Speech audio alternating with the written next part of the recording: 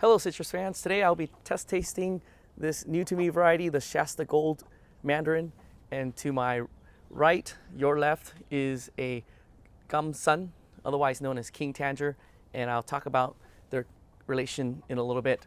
The Shasta Gold is part of the Gold series, and these have been patented by the University of California, and they include the Oro Blanco, which Oro means gold, so white gold. Mellow gold, those are the grapefruit mellow hybrids. And then in the Mandarin series, you have the Gold Nugget, the Shasta Gold, and the Tahoe Gold. I hope I didn't leave out any other ones. But those are the patented varieties. Things have changed over the years as far as how things are funded. Way back when, the United States Department of Agriculture did a lot of work to collect citrus from around the world and distribute it. And now the University of California is doing a lot of work to collect and also develop breeds for commercial usage. So what's interesting about the Gold series of mandarins is that they are truly seedless. You'll see seedless mandarins that you buy, and they have labels on them like cuties and halos. They are containing many different types of mandarin varieties, and to get them seedless, in the past it was a little bit of work. They had to either net the trees to prevent the insects from pollinating so that they don't become seedless, or they have to grow it in a certain way where they grow them in isolation with other varieties to get them less seedy. So these Gold series of mandarins are going to be seedless, and in today's commercial citrus industry, the mandarins are very popular now. Back in the day, it was the oranges, but these mandarins, since they're nice and easy to peel, seedless, great tasting, they're now the primary citrus that we eat. So there's been a lot of work to make sure that they remain seedless, especially the effort it takes to make them seedless. And as a consumer, when you pick up a seedless mandarin, you're expecting seedless, and if you get a seed, you might be disappointed. So this is one way to do that, is to breed these varieties, and I'm going to taste test them today. So let's pick this one off the tree. The Shasta Gold is going to be, let's see, what months are they? On these notes here, it's from April to May. So this is now March. So we're gonna taste them and see how they go. Let me peel down here so you can see how easy they peel. And then color is also very important. You have to have that bright orange color.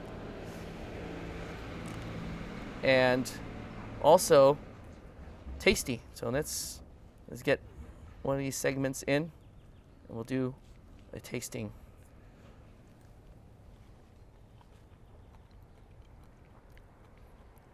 It's good. It's on the tart side, so maybe in a month it'll be sweet.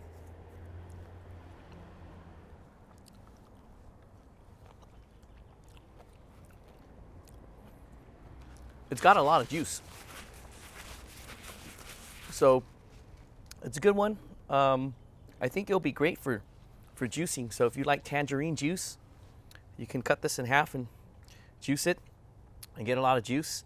And as far as a mandarin, it's got good size. So this is the king tanger, otherwise originally called the gum sun. It came from Vietnam in the late 1800s to the United States Department of Agriculture because it had great commercial potential. And from this king tanger, they developed subsequent child varieties. And one of the reasons for picking this Shasta Gold is that this mandarin here has parentages from this one as its parentage. So this Shasta Gold here is a hybrid with the Temple Tanger, which is a Jamaican tangerine that they found in Jamaica, probably one of these guys, a Dancy, and an Encore. And the Encore is this king tanger here, the gum sun, and a willow leaf. So you mix all these together, you get something like this. And this one is especially big, and this one we harvested off our variegated lemon tree where we grafted this onto there. The variegated lemon tree has a very established rootstock, so it's able to suck in all the nutrients and water from the earth with all the roots, and we get these big, nice gumsun. Whereas in a pot, and this rootstock is still maturing, the fruit is not as big. So I'm going to taste test these. Let's taste test this King Tanger gumsun off this tree, and I'm going to go down here and peel it so you can see how it peels. And I did a dedicated video on this in our series, so there's additional information in that one. But you can see in the 1800s why the United States was very, very interested in this, because it peeled very easily. This is a quality that was not widely available back in the day. All right, let's get a segment out.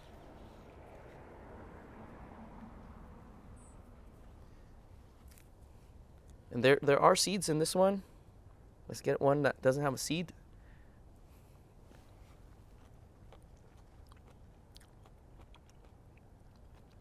This one's not quite ready. It's a little bit on the sour side. And you'll notice that there's a lot of the pith on this King Tanger. And then I'm hoping the camera picks this up, our second camera. And then on the Shasta Gold, there's less of it. So the pith has that bitter quality to it. And if you're used to it, it actually adds to the mandarin. Too much, you get too much of the bitterness. But someone told me that, and I should double check this, but someone told me that all the vitamin C is actually in this pith here. So this older one is going to be probably more healthy in that regard. So let's get into this one, this nice and big one. Let's move some of this stuff out of the way so it's less distracting. This video is quickly turning into a King Tanger video. This one didn't mean to hijack this video, but I wanted to show you because this is a very good connection to its history, these modern varieties. And this one is peeling super easy. It's super fat and round like an orange, and super juicy. And that's one of the things about the rootstock effect on citrus. There are hard, fast rules that you shouldn't graft a sweet variety onto a sour. And for me, I like to always experiment and find things out for myself, because a lot of the conditions are very specific to that person's experience. And our experience might be different, and so it's good to kind of verify and try things for ourselves. And I found through this experimentation where if you have nothing to lose, give it a try. And we had nothing to lose and everything to gain. So with this graft, we got some really nice sweet fruit out of it.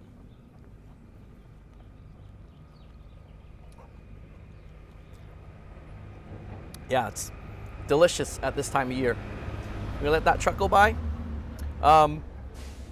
So this is Gamsa. It is the parent of a lot of the modern day mandarins because of its qualities. It grows in warmer climates. It's easy to peel. It's got a nice flat shape, oblong shape, and has great taste potential. So they've mixed things around, and we're getting these really wonderful citruses that we can buy from the market and also grow in our backyard.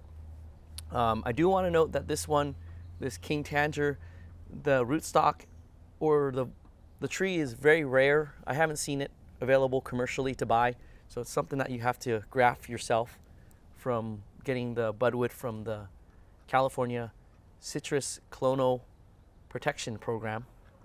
That's a lot to say, the CCPP.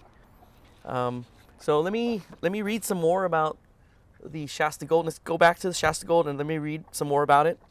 And this is off of the University of California citrus variety website.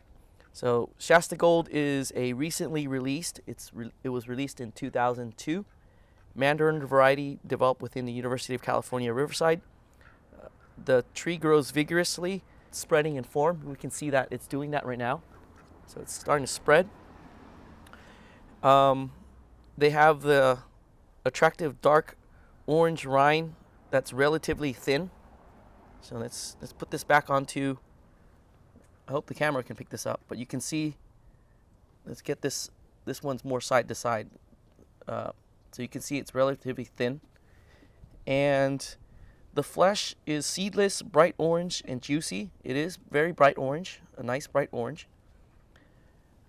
Flavor is rich and sweet when mature. The season for Shasta Gold is mid-February to March at Riverside, and it holds on the tree well into May. So having read this, I want to backtrack earlier. I said that this is a variety that was ready for in next month, but actually it's mid-February to March. So, but it holds well into May. So these are the general ranges of when we can harvest and eat them. But as a backyard grower, you can control when you harvest. So these harvest windows are based on the climate conditions. Last year we had a lot of overcast. So a lot of these citruses, they're delayed by a month. So that's why I waited until March to try, because it says it's mid-February, but I waited until March. But I think this might be a mid-March because of last year's condition. So in the commercial setting, they're probably harvesting these right now and getting them to market. And if you get them at the market, they're probably just good enough. But one advantage as a backyard grower is you can do your own taste testing, as fruit buyers do. They do a taste test, and then if it tastes good, they'll buy a whole lot. Or for the commercial distributor, they'll go out and do a taste test, and they taste it, and if it tastes really good, then they'll pick it. And they probably reserve some of the stock to pick at the ideal time, and those go to a fancier market. So if you're able to grow your own, you can control that, and you get some nice, really well timed harvests for your own tasting. So this is pretty much it on the Shasta Gold. We have this in a pot, in a container, growing. It's starting to make these buds here, which means it's going to make flowers for fruiting. And if we're going to plant them, we need to plant this tree soon. I'm here in a very interesting residential lot where behind me, it's morning time right now, and behind me there's a slope, which is perfect because it's not hitting, it's perfect for filming because the light's right. But for growing, it's a lot of shade, and it's very tricky for me to find a good spot. So I've been kind of eyeballing to see where we can plant this tree, and ideally we want to plant this in the ground so it can suck up a lot of nutrients and grow bigger, tastier fruit. So we're going to probably do that this year. I have an idea for where to plant it. And then for some of these other trees, I'm going to keep them in containers in case I ever need to move, like this gum sun here. It's probably going to stay in a container for a while. We have one that's grafted on a tree that's providing us these big, delicious fruit. And that portion of the graft is growing, so we're going to get more and more over the years. So yeah, King Tanger, the parent of a lot of the mandarins. This is one of the grandchildren of King Tanger, and a good one to grow for your backyard citrus grove. Until the next video, thank you for tuning in.